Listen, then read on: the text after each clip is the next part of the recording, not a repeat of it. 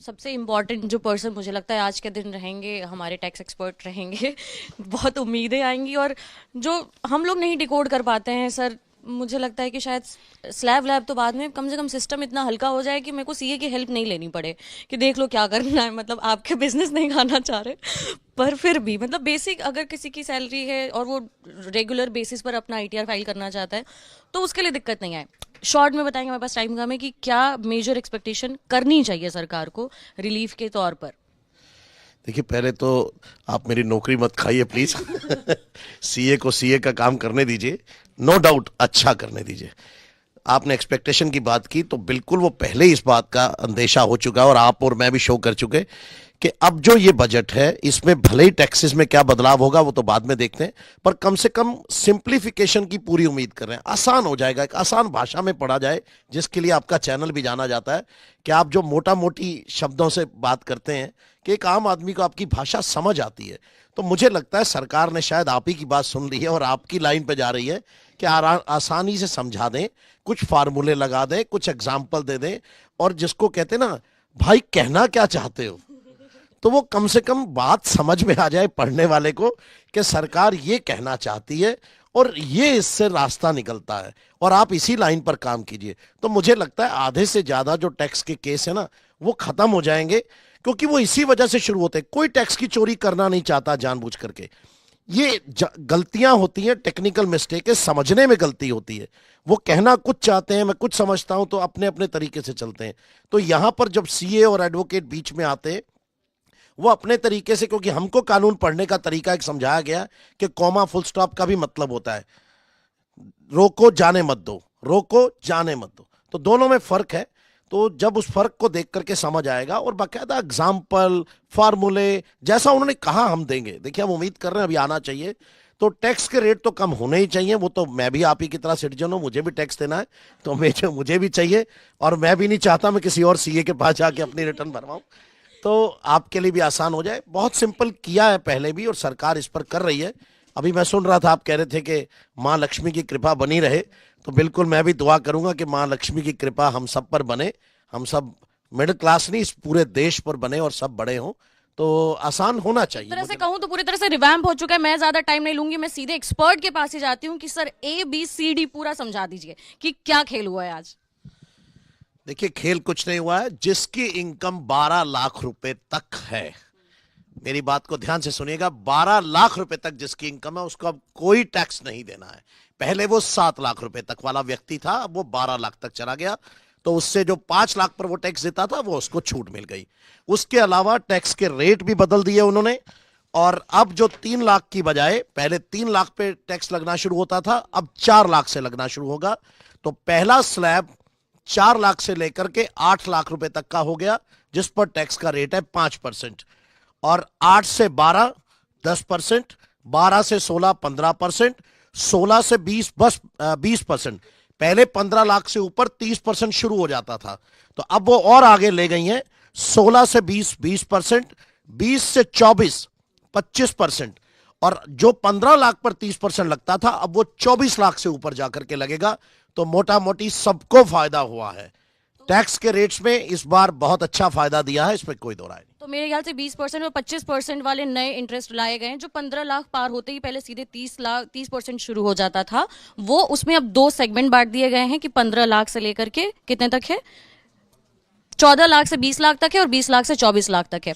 Sir अगर मुझे ऐसे बताइए कि 15 लाख रुपए अगर किसी की सालाना सैलरी है तो उसके ऊपर कितने का टैक्स बैठेगा, इस तरह से आप मुझे समझा दीजिए। आप पास लेकर के आ जाइए विजय। सर बोलते रहिए। देखिए, 4 से 8 लाख तक है तो 4 लाख रुपए पर 5% टैक्स लगेगा, 20,000 रुपए। और 8 से 12 जो 4 लाख है उस पर 10% है तो 40,000 रुपए। 12 से आपने कहा 15, तो मैं 3 लाख रुपए लेता हूं, 3 लाख पर 15% 45,000 रुपए। तो ये जो टैक्स लगेगा इनको मोटा मोटी 1,05,000 रुपए अब टैक्स लगेगा। और पहले वाले उस पर कितना लग रहा होता। पहले वाले से 1 मिनट हमें सर देखना हमेशा पड़ेगा। की तरह अपनी डिटेल एक्सप्लेनेशन के लिए तैयार हैं, बहुत लेमैन लैंग्वेज में हम लोग समझेंगे।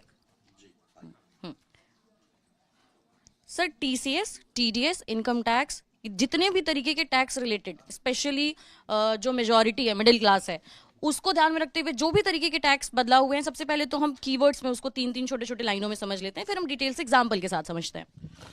देखिए, सबसे पहले तो उन्होंने टीडीएस के ऊपर छूट दी है कि जो सीनियर सिटीजन को 50,000 रुपए पर टीडीएस कट जाता था, जिसकी वजह से उनको रिटर्न भरनी पड़ती थी अपना रिफंड वापस लेने के लिए, उसको डबल कर दिया, 1 लाख रुपए कर दिया। तो अब उनको और 1 लाख का मतलब हो गया कि वो अगर 6-7 लाख की उसके पास एफडीआर है, कोई 10-12 लाख रुपए की, तो उसको उसका टैक्स नहीं कटेगा, उसको पूरा पैसा मिल जाएगा।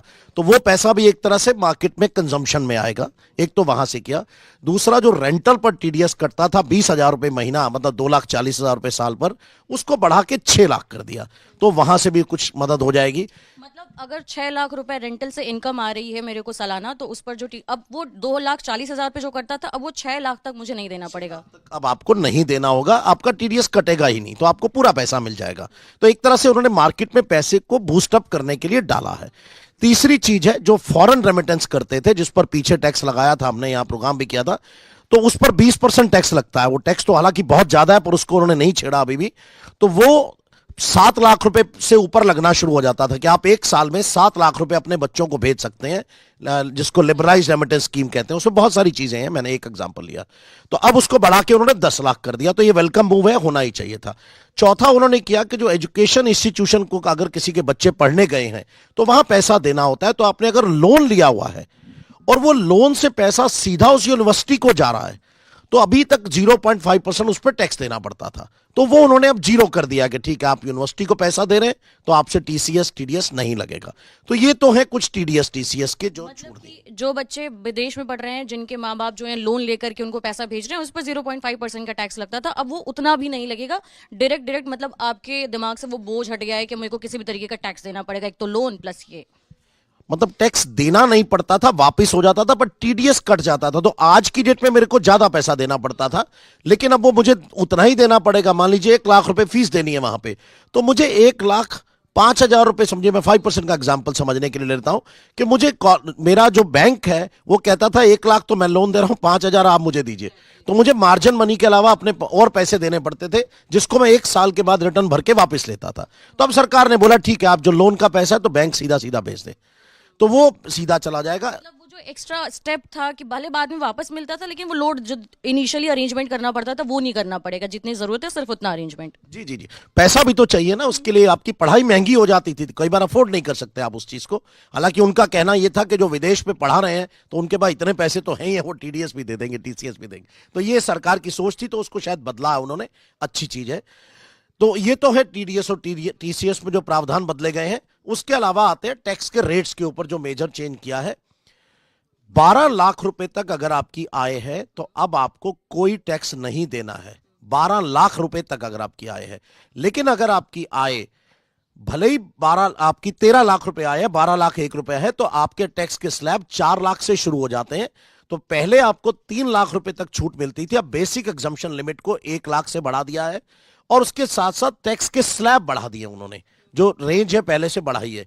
तो अब 4 लाख रुपए तक जो टैक्स है वो 0 रहेगा, 4 से 8 पर 5% रहेगा, और 8 से 12 पर 10% रहेगा, और 12 से 16 पर 15% रहेगा।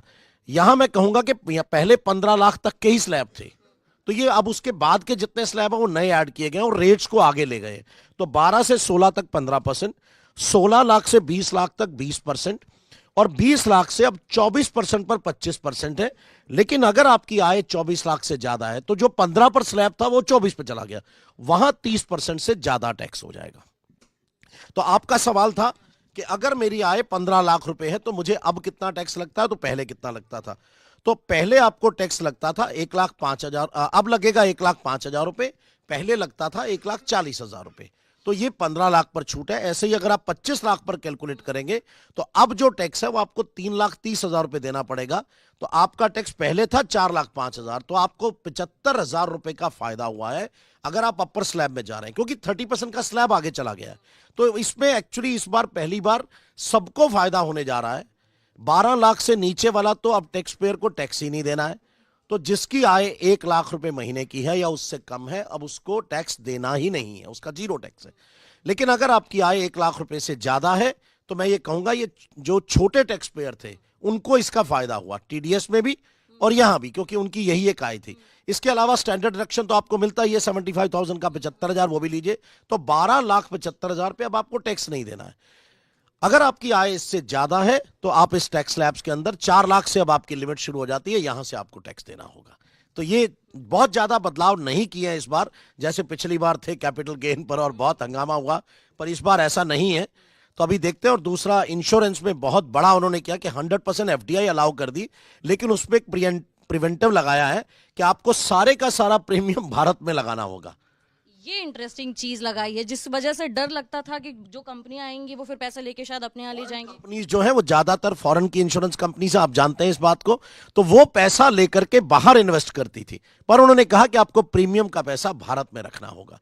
तो अब इससे भारतीय इंश्योरेंस कंपनीज खड़ी होंगी, या उनको इस तरह से सिस्टम को सेटअप करना होगा कि पैसा यहां रहेगा और वो पैसा अब बेसिकली देश के जो इंफ्रास्ट्रक्चर के लिए जो हमको पैसा चाहिए होता है, वो पैसा सचमुच में वहां काम आएगा। ये बहुत बड़ा वेलकम मूव है।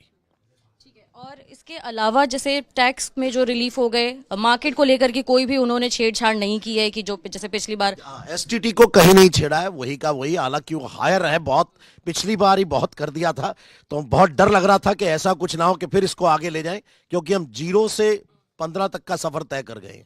कभी 0 हुआ करते थे, अब 15% टैक्स देते हैं, तो वो टैक्स बहुत बड़ा है। तो वो एक्चुअली सरकार को वहां से बहुत पैसा मिल रहा है, लेकिन सरकार उसके अंदर मालूम नहीं क्यों उसको कम नहीं करना चाह रही, हालांकि अपना रेवेन्यू छोड़ने का लालच है। तो जहां से बात शुरू हुई थी कि government has no business to do business, but कहीं ना कहीं सरकार बिजनेस कर रही है, तो वो अपना फायदा सोचती है। तो अगर वो बूस्ट अगर कोई ऐसा आता है, तो मेरे को लगता है शेयर मार्केट बिल्कुल बहुत अच्छे से जाएगी, क्योंकि जिस तरह से धमकियां मिल रही हैं टैरिफ की और ये सब जो हम कई दिनों से देख रहे हैं, तो उसके अंदर कुछ ऐसे मूव्स आपको क्रिएट करने होंगे जिससे आपके डोमेस्टिक इनकम बढ़े, आपकी पैसा अंदर, जैसे इंश्योरेंस के अंदर मैंने कहा कि यही पैसा रुकेगा, तो इक्विटी मार्केट के अंदर भी जो पैसा बन रहा है, देखिए पैसा बन करके कहीं जा तो रहा नहीं है, वो पैसा यहीं खर्च होता है, वो यहीं के साइकिल में आता है।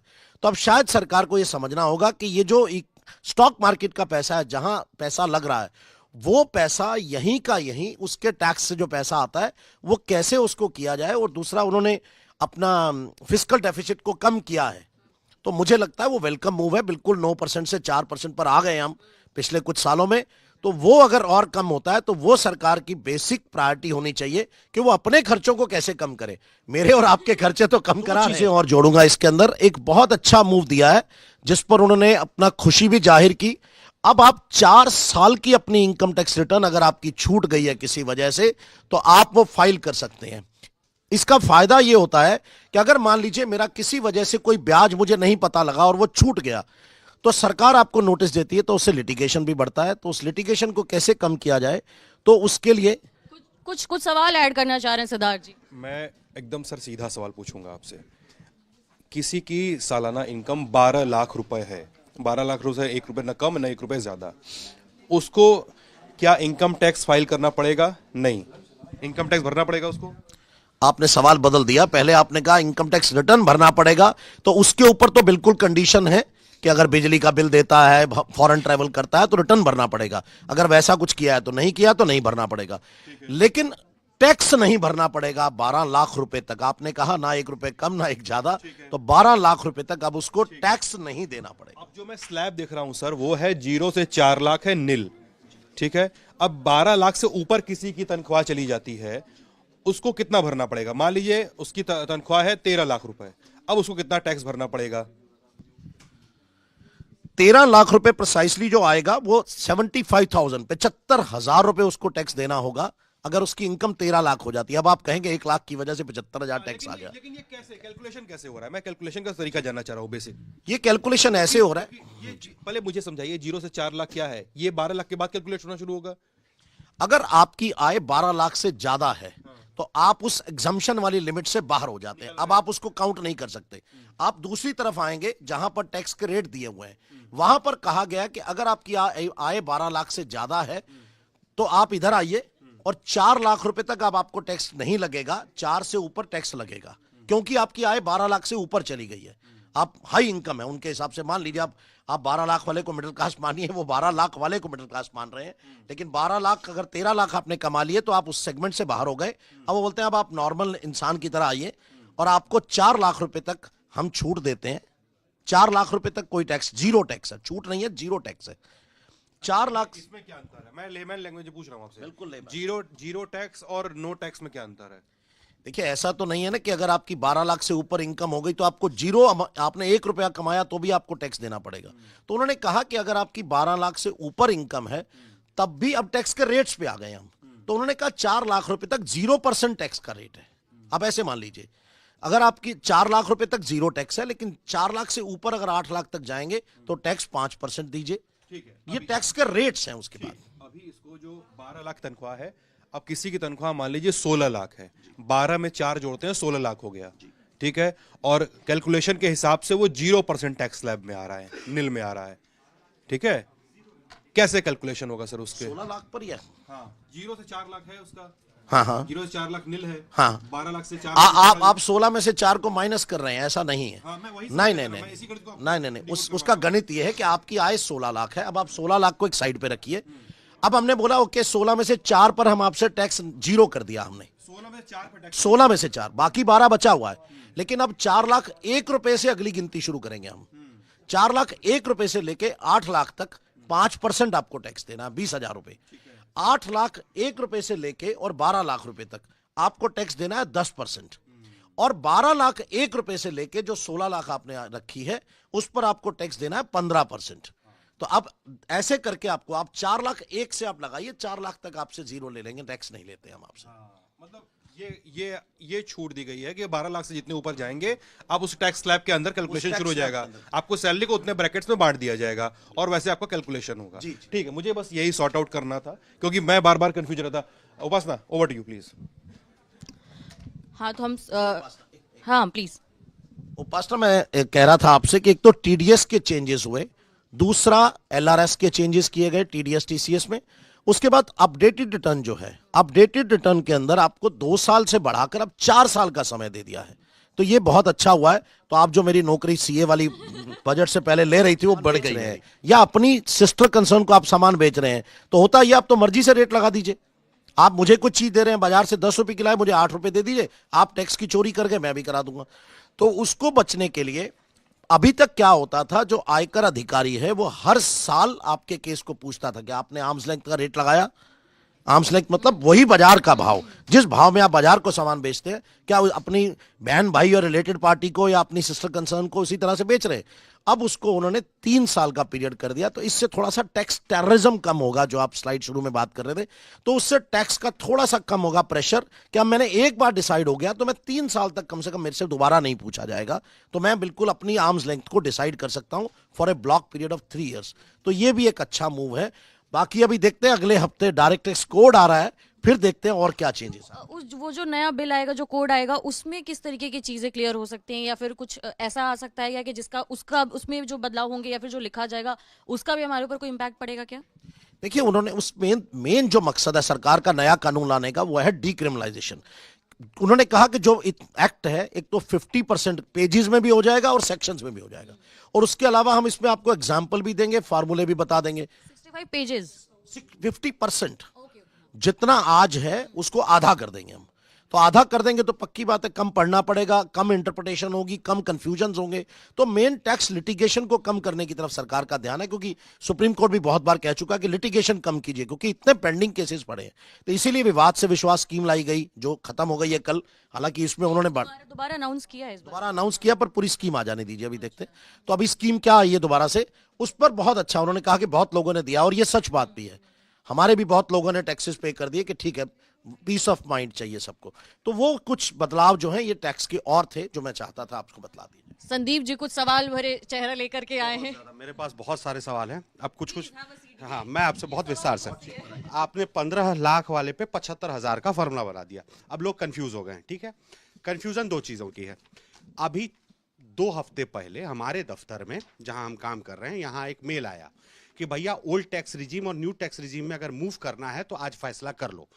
कुछ लोगों ने न्यू टैक्स रिजीम में, तो उन्होंने तय किया हम ओल्ड टैक्स रिजीम पे जा रहे हैं। ओल्ड टैक्स रिजीम वो रिजीम है जिसमें आप कागज दिखाते हैं अपने इन्वेस्टमेंट के, ईएलएसएस है, अपने बच्चे को पढ़ाते हैं। तो आप ये बताइए पहले कि ओल्ड टैक्स रिजीम आज एग्जिस्ट करता है आज के बजट के बाद कि नहीं एग्जिस्ट करता है?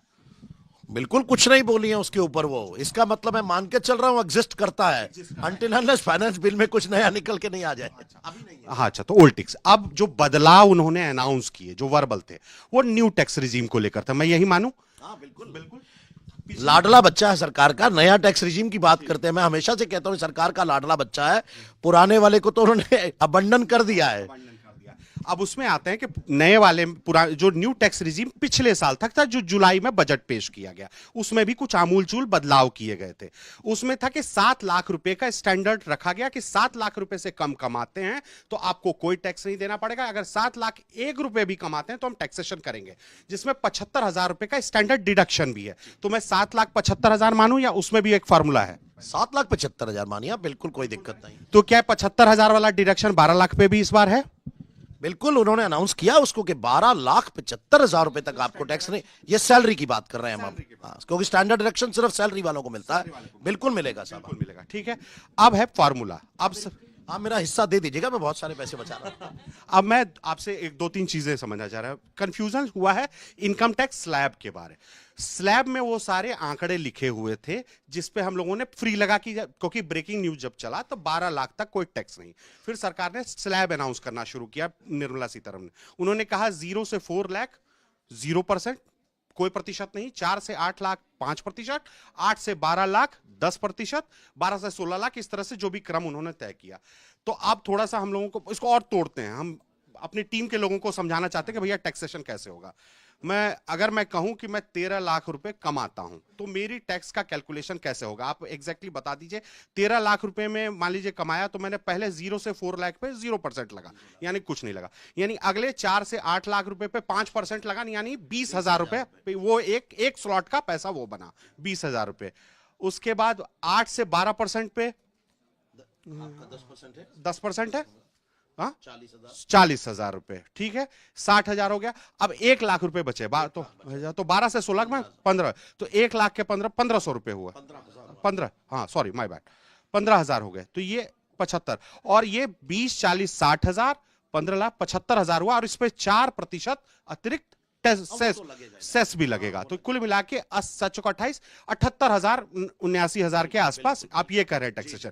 तो मतलब कुल मिला के यही है कि भैया 12 लाख रुपए, 12,75,000 रुपए से 1 रुपया ज्यादा कमाते हो, टैक्सेशन में उन हर पैसे की हिसाब लिए जाएंगे जो उससे पहले कम में कमाए हो। नहीं, 4 लाख रुपए के बाद सब पर कर लग रहा है। जी जी बिल्कुल, लब्बो लुबाब यही है आपकी पूरी बात का। और यही बात बिल्कुल क्लियर आपने जो कही है कि 12 लाख तक कमाते हैं। और अगर आपकी टीम की बात करें तो 75 और जोड़ दीजिए इनके स्टैंडर्ड डिडक्शन के, 12,75,000 रुपए तक कोई टैक्स नहीं लगेगा।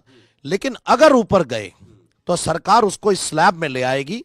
एक्चुअली आप उस बस से उतर गए हैं, अब आप दूसरी बस में आ गए हैं जिसका सिस्टम अलग है पूरा, तो उस पे स्लैब रेट पे जाएंगे तो 4 लाख रुपए तक जो 0% टैक्स है। एक्चुअली आप ऐसे मानिए, क्योंकि अब वो तो बात खत्म हो गई कि 4 वाली तो बात खत्म है। पहले तो हुआ करता था कि 4 बेसिक एग्जम्पशन, अब तो बात ही खत्म है। तो उसके बाद जो आपने कैलकुलेशन की है वो है। लेकिन इसके साथ साथ एक फायदा जो दूसरा हुआ है कि अब जो 25 लाख कमाता था, जो 15 से ऊपर कमाता था, अब उसको भी इस बार फायदा हो गया। पिछली बार उसको नहीं हो रहा था उतना ज्यादा, क्योंकि उसका टैक्स 30% पे चला जाता था।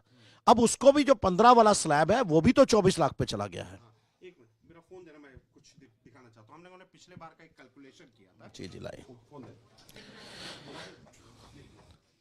वो लिंक दो, मैंने जो निकाला था। मैं उससे फायदा आपको एग्जैक्टली आपसे वो कैलकुलेशन का फायदा चाह रहा था। जी। मान लीजिए मेन होता है ना कि मैं कितना बचाऊंगा। मेरे लिए सवाल ये है, हाँ ओके। हमने पिछली बार एक आर्टिकल किया जो निर्मला सीतारमण, अगर 10 लाख रुपए कमाते हैं तो इतने हजार का फायदा होगा। अब 10,000 वाली तो बात रही नहीं गई, 12 लाख के अनाउंसमेंट के बाद हमें ऊपर ही जाना पड़ेगा। तो मैं अगर पुराने फार्मूले पे जाता हूं जो पिछली बार का रिजीम था, कोई आदमी अगर 13 लाख रुपए पिछली रिजीम के हिसाब से, जो पिछले जुलाई के अनाउंसमेंट के हिसाब से, वो कितना टैक्स देता था पिछली बार अगर 13 लाख रुपए कमाता था। अभी मैं मान के चला हूं 79,000 हमने जो कैलकुलेट किया है। तो उसका 15 पे निकाला हुआ है, कहूं तो 15 वाला। हाँ 15 वाला कर लेते हैं, 15 वाला कर लेते हैं। 15 वाले एग्जाम्पल में पहले वो 1,40,000 टैक्स देता था, अब 1,05,000 देगा। यानी आप कह रहे हैं कि अगर 15 लाख रुपए आपकी सैलरी है, हाँ। सैलरीड एम्प्लॉय के लिए हम लोग 75 और जोड़ दीजिए, वो मैंने नहीं जोड़े हुए हैं, वो आप मान लीजिए मिल ही रहा है। वो मिल ही रहा है। तो 1 लाख 40,000 रुपया पुराना टैक्स था। हाँ, ये था पुराना आपका। पहले आपको 3 लाख पर 0% था, 3 से 7 पर 5% था, 7 से 10 पर 10% था, 10 से 12%, 12 लाख तक 15% था, और 12 से 15 लाख तक 20% था, और 15 से ऊपर 30% था। ये पुराना स्लैब था। तो इसको अगर आप काउंट करते हैं और आप अगर 15 लाख की फिगर लेते हैं तो 0 से 3 पर 0 था, ये 4 लाख पर 20,000 था 5% से, फिर ये 3 लाख हो जाता था यहाँ, क्योंकि अलग अलग थे लाख भी। तो यहाँ 10% से 30,000 रुपए, 10 से 12 लाख पर 15% पर 30,000 रुपए, 15 लाख तक आता था 60,000 रुपए। तो ये 60, 30, 90, 30 एक 20 और 20 एक 40। तो 1,40 लगता था पहले हमको, और अब इसी 15 लाख पर हमको लगता है, जो अभी आपने कैलकुलेट किया था, 75,000 रुपए। 20,000 रुपए ये, 40 से ये, और सॉरी 3 लाख पर 45,000 रुपए हो गए, हमने 13 लाख का लिया था। 45 और 40 85 और 10 20 1,05,000 रुपए। तो 35,000 रुपए का फायदा अगर आप 15 लाख रुपए तक आपकी आय है तो आपको होता है। तो ये मिल रहा है। और अगर आप 25 लाख पर हैं तो आपको 75,000 रुपए का फायदा होता है। ये तो उन्होंने अपनी स्पीच में भी कहा कि पुराने रिजीम में आप 4,05,000 रुपए टैक्स देते थे, मैं एजुकेशन सेस सरचार्ज कहीं नहीं जोड़ रहे, हम उसकी कोई बहुत तो लगेगा ही लगेगा। मतलब आज के बजट के बाद मैं ये मान के चलूं कि जो लोग 7 लाख से 12 लाख के भीतर कमाते हैं, जो पिछले रिजीम के हिसाब से टैक्स देते, उन्हें अभी बाहर जाके जश्न मनाना चाहिए कि नहीं मनाना चाहिए? हाँ, लंच आपकी तरफ से करा दीजिए। देता हूं। और 15 लाख जो कमाते थे पिछली रिजीम के हिसाब से, जो 1,40,000 टैक्स देते थे, वो 1,05,000, तो 35,000 रुपए भी तो 3,000 रुपए महीना तो बनता है जश्न। एक मोर्गेज चली जाएगी। अच्छा, एक मॉर्गेज चली जाएगी, तो कुल मिला के फायदा है, कुल मिला के फायदा है। इस बार फायदा है। बिल्कुल उन्होंने ठीक कहा था कि लक्ष्मी की कृपा आप पर बनी रहे, तो बन गई है, इसमें कोई दो राय नहीं है, लक्ष्मी की कृपा बनी है। Thank you sir, thank you. तो ये इस तरह से जो है मेन जो है, अभी नेक्स्ट वीक जब इनका आएगा रिफॉर्म का जो आता है, वो भी उतना ही देखना बहुत जरूरी है कि उसमें क्या रिफॉर्म्स लाते हैं क्या, क्योंकि बहुत सारे ऐसे चीजें अभी, जैसे उनका ध्यान इतना तो नजर आ गया है कि वो टैक्स को इजी करने के मोड में है कि कैसे सिंप्लीफाई किया जाए कि एक आम आदमी अपनी रिटर्न खुद भर सके। और मैं उस दिन की इंतजार कर रहा हूं जब इस ऐप से आप अपनी रिटर्न फाइल किया करेंगे। आ रही है, वो ज्यादा दूर नहीं है। इसी की तो बात मैंने शुरुआत में की थी सर, मैंने बड़े वाले मामले नहीं छीने थे आपसे, मैंने छोटे वाले मामले छीने थे बस। नहीं, छोटे जो हैं हमारे लिए वैसे भी बहुत प्यारे हैं, और हम चाहते हैं कि आप इतने पैसे कमाएं कि आपको सीए की जरूरत पड़े। तो हम ये चाह रहे हैं, हमारी भी दुआ है आपके लिए कि आप बड़े हों और पैसा कमाएं, और उसके बाद हम उस पर डिस्कशन करें, ये छोटी छोटी चीजों से बाहर निकले। तो अब कहीं ना कहीं देश को जो विकसित भारत अगर बनाना है 2047 में, और सारे ये चीजें लानी है, तो इन चीजों से बाहर निकलना होगा आपको अपने। मुझे सिर्फ एक चीज का पूरे बजट में मुझे थोड़ा सा अफसोस हुआ है, आर्टिफिशियल इंटेलिजेंस जो जिसकी वजह से जॉब्स खतरे में है। देखिए, ये तो हमने मान लिया पैसे बच रहे हैं, पर बचने की बात तब आएगी जब नौकरी होगी। जब नौकरी अगर खतरे में पड़ जाएगी तो क्या करेंगे। एआई का जो डाटा कहता है कि 90 मिलियन जॉब्स खतरे में है पूरी दुनिया की, और 500 करोड़ सिर्फ